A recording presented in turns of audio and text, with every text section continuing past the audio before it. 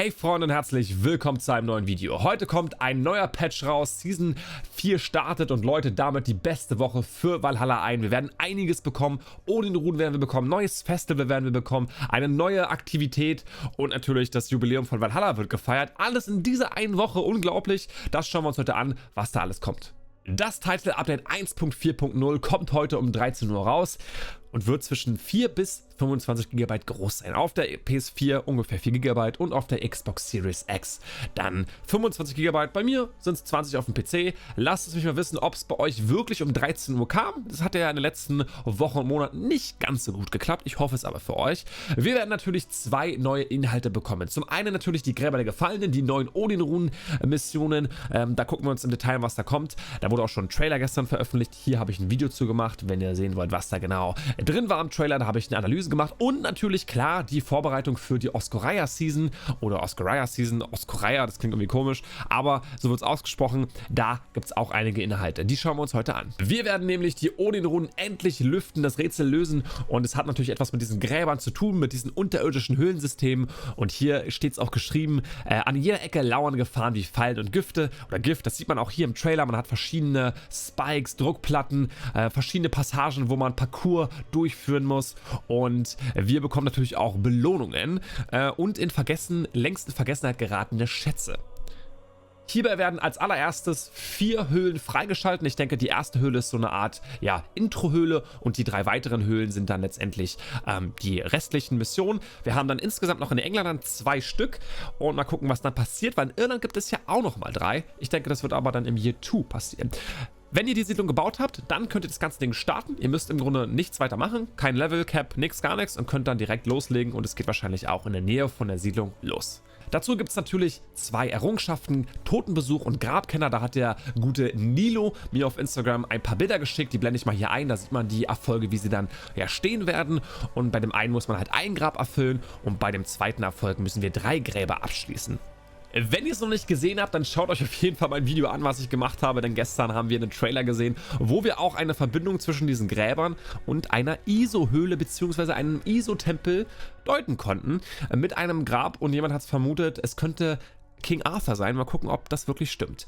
Das könnt ihr schon alles heute spielen. Morgen gibt es dann natürlich das einjährige Jubiläum. Da wird es einiges geben. Ich mache dann ein extra Video dazu. Wenn ihr Glück habt, dann habe ich es schon hochgeladen, beziehungsweise dann ist es in 1-2 Stunden hochgeladen.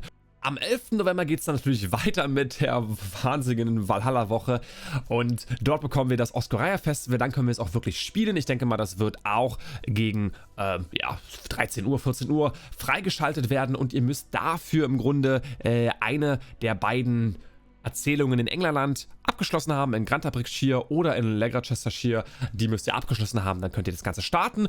Und hier steht es eigentlich ganz gut. Die Erntezeit läutet traditionell den Beginn von Odins wilder Jagd ein. Dieser anderweltlichen Überlieferung nach erheben sich die Geister der Toten und jagen die Schwachen unter den Lebenden. Verteidige deine Siedlung vor dieser grauenvollen Gefahr und zeige, dass der Rabenclan keine leichte Beute ist. Genau, und das Ganze kann man bis zum 2. Dezember spielen. Und da haben wir natürlich diese klassischen Festaktivitäten. Zum einen natürlich die Reitstrecke, die ein paar Hindernisse hat. Das finde ich ganz gut, das habe ich auch schon im Trailer gesagt. Dann haben wir ein Bogenschießen, was ein bisschen angepasst ist. Wir haben auch Hindernisse, wo wir dann im Grunde ausweichen müssen. Und dann haben wir nochmal ein Asgards-Reitturnier, wo wir ins Reich der Geister gehen und versuchen müssen, die Geister abzuwehren, die Siedlung angreifen. Auch mal ein cooler Ansatz, ja, so ein bisschen halt so ein Kampfkreis, wie es auch schon beim Seagull Festival war, nur halt gegen Geister jetzt, also Werwölfe und höchstwahrscheinlich auch Irland-Gegner. Und dann gibt es noch eine Questreihe, wo wir im Grunde 2 Sachen haben. Ja, zum einen die Quest Heimwärts, wo wir die Bedrohung abwenden müssen, also wahrscheinlich Geister, Gegner besiegen müssen, abwehren müssen und dann ein ehrenvoller Tod. Das heißt die Quest, wo wir quasi untersuchen müssen, was passiert ist. Also wir müssen investigativ da rangehen an die Sache und unsere Fähigkeiten sind da gefragt. Ja, dazu gibt es ein paar Belohnungen. Eine Besonderheit hier ist tatsächlich, wir haben natürlich einen Kopfschmuck, wir haben Bartschmuck, wir haben Tattoos Und wir haben einen Raben, aber wir haben keine Rüstung und auch keine Waffe, soweit ich sehe. Muss man auch ehrlich sagen, ist jetzt auch nicht so notwendig. Passt auch ganz gut. Wir haben dafür eine Sense. Verzeihung, die Sense haben wir schon, klar. Die Sense haben wir reinbekommen. Die sieht man auch hier in diesem wunderschönen Bild, auch in diesem Videoausschnitt, wie er sie gerade verwendet gegen den Werwolf. Wunderschön. Endlich mal eine Sense auch für alle Leute, die nicht das Paris DLC haben, beziehungsweise den Season Pass. Ja, und das wird das Festival sein, das Oscoraya Festival. Ich finde, das ist eine klasse Sache. Wir haben aber noch mehr von diesem Patch, denn wir haben nicht nur neuen Content, sondern wir haben auch noch neue Skills. 3 sind es in der Tat. Hierbei haben wir die erste Fähigkeit Perfekte Parade.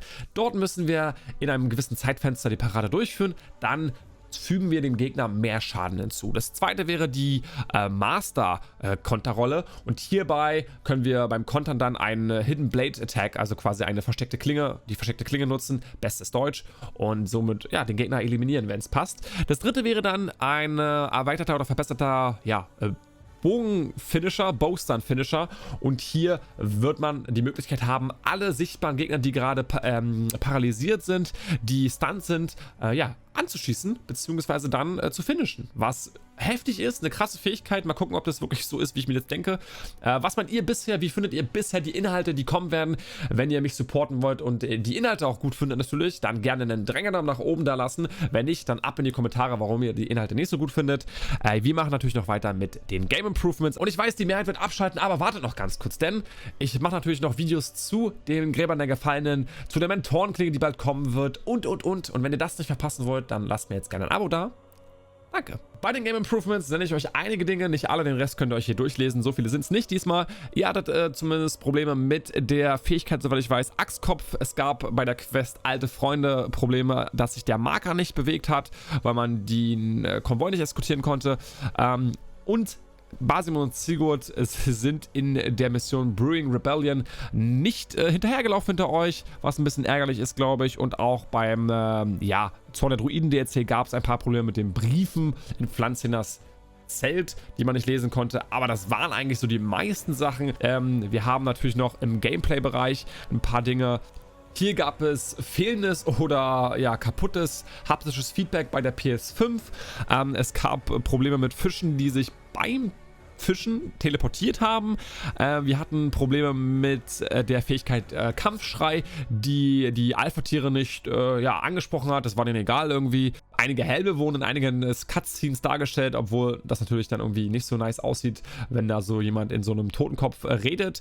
Und einige Einhandschwerter haben beim Upgrade mehr gekostet als andere. Das waren erstmal so die wichtigsten Dinge. Dann gab es noch ein paar UI-Issues, die verändert wurden. Die Graphics wurden natürlich und Texturen wurden wieder angepasst an das Licht. Beim Raben wurden Texturen verändert, auch mal was Neues tatsächlich in der Graphics, Animation und Audio-Abteilung. Und natürlich die Performance und Stability wurde verändert. Ich bedanke mich bei euch für dieses wunderschöne Video hier, das ich machen konnte für euch. Und wenn ihr es auch so seht, dann habt ihr eh schon das Abo aktiviert. Die Glocke natürlich auch. Und da freut sich nicht nur ich, sondern auch der Eivor. Was? Höre ich da die Glocke? Nice. Jetzt heißt es für euch abwarten und Met trinken. Auf dass wir uns im nächsten Video wiedersehen.